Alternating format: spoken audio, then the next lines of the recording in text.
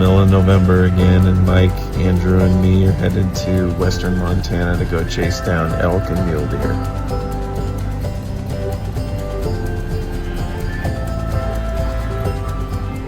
Stop one of the day. Getting fuel, bathroom break, and about 7 hours to go. Pretty excited.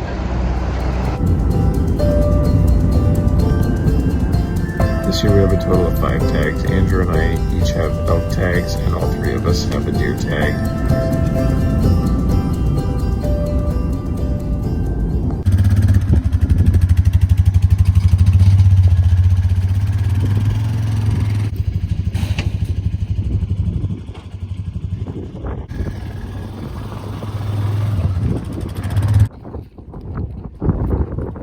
Our strategy going into the hunt was to mainly look for elk first and see if we could get on the elk, and if we happened to come across a deer, that we would take advantage of the opportunity.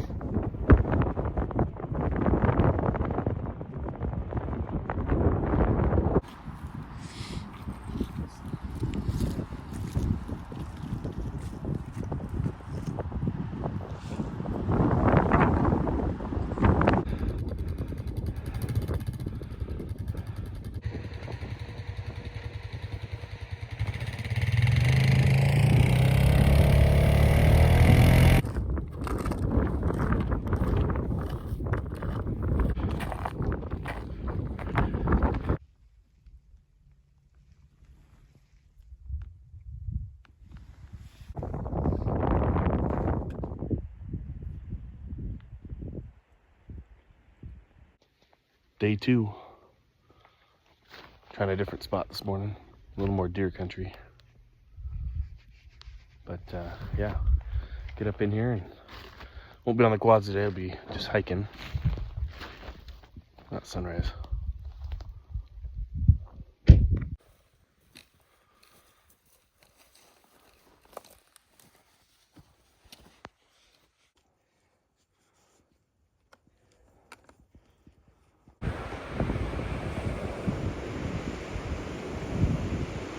Couple deer bedded up there. One's a buck. But it is a long way from us. What do you think? You can go get it? If it was about 150 inches bigger, we'd be on our way up there right now. We think it's a little buck, but Yeah. there's a deer up there. We sat on this spot for about 2 hours looking at what turned out to be a bush. We thought it was a deer the whole time.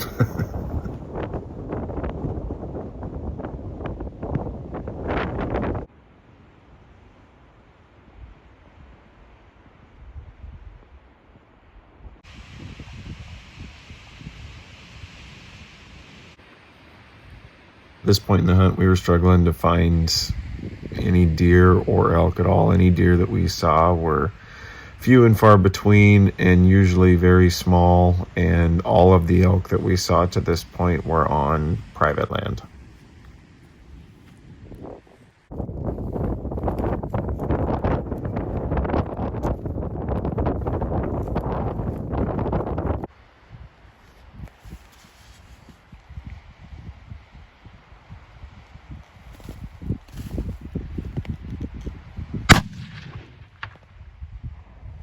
Take another one.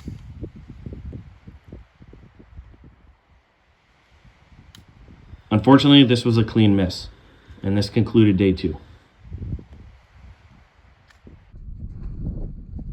Day 3 was pretty interesting. We decided to go to an area that we had been to in years past that we considered mostly a deer area. We're headed back to the truck, and we were out of what we would consider the hunting area.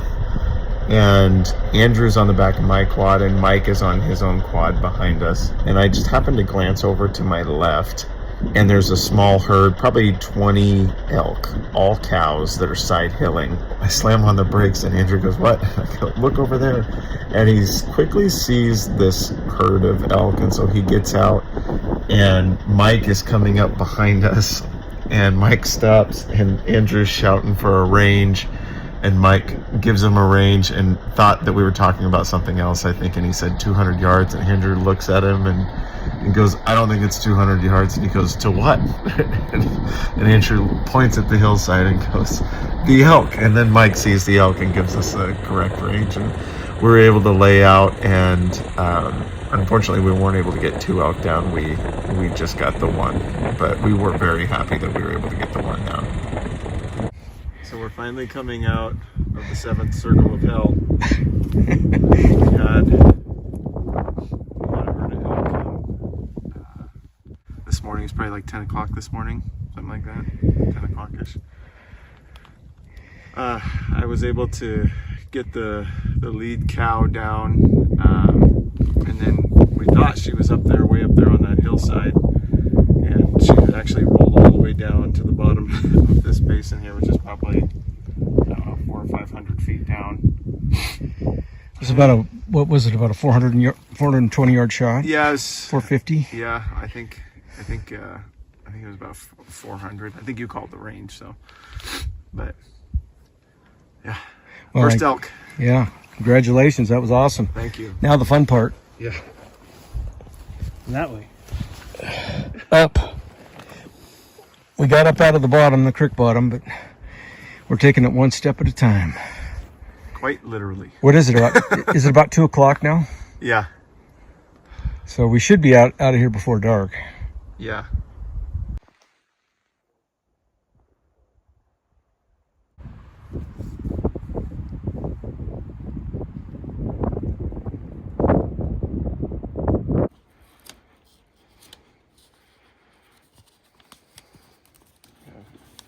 Pause for a second so I don't cut my own finger. Yeah. God, fall.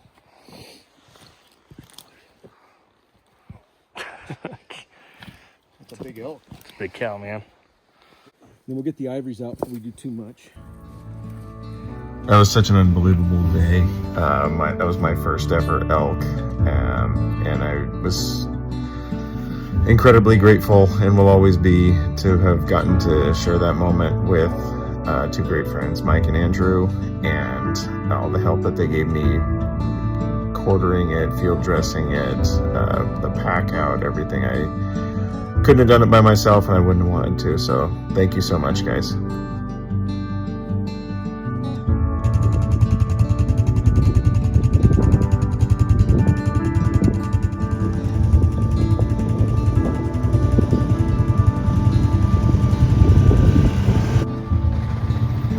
Meat.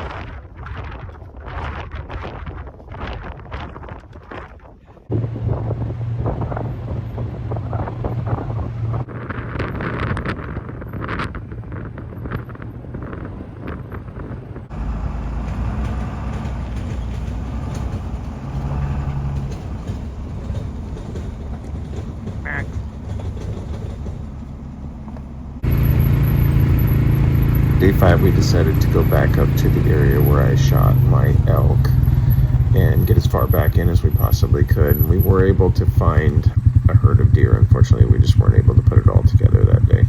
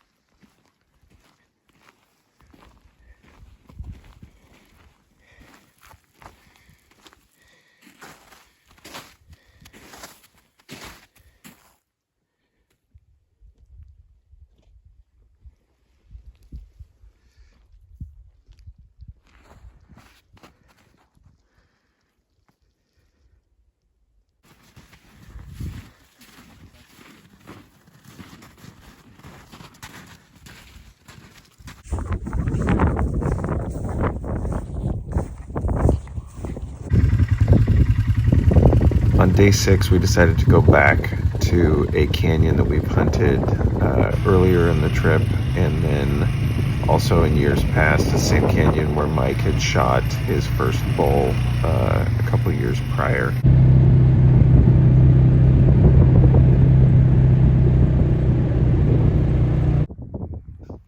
We had been sitting there for probably a couple hours, like long enough that it's freezing cold, heavy wind, and we're all about froze out. And just about this time, it was still morning. Just about this time, we started to see a deer kind of make his way out into the open, and he was just slowly working his way through. And Andrew was able to get a shot on him. It was awesome.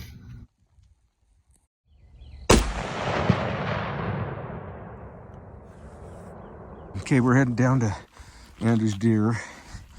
Just shot a buck across this canyon over to that side hill on that far ridge.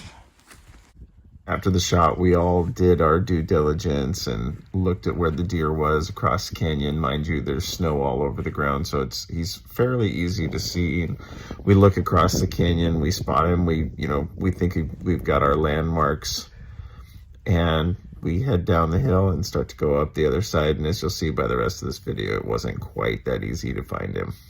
How long do you think we've been looking for this thing? I was guessing about an hour, but apparently it's 2 hours. 2 hours. And we hiked up this hill. We're all the way up in here, thinking it was up here. And you can see the slide trail coming down. Well, at least it's not steep or cold. Yeah.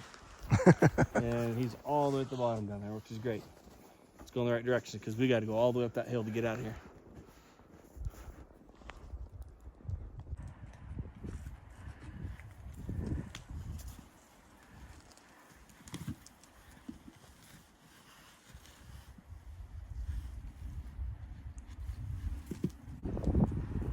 He's a nice little tall guy.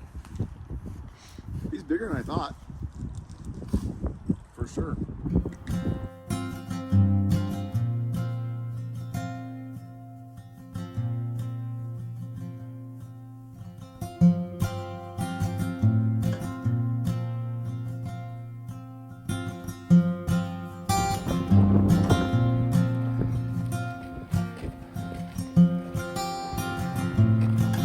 Hiking out, we're almost to the woods.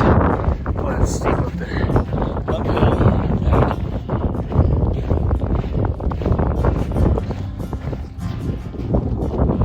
Watch down there.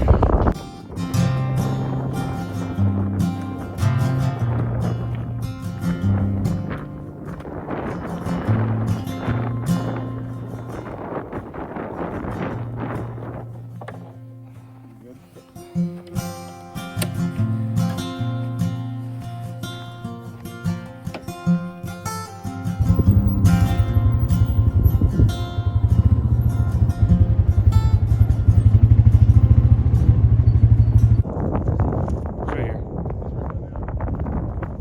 Look how cute he is.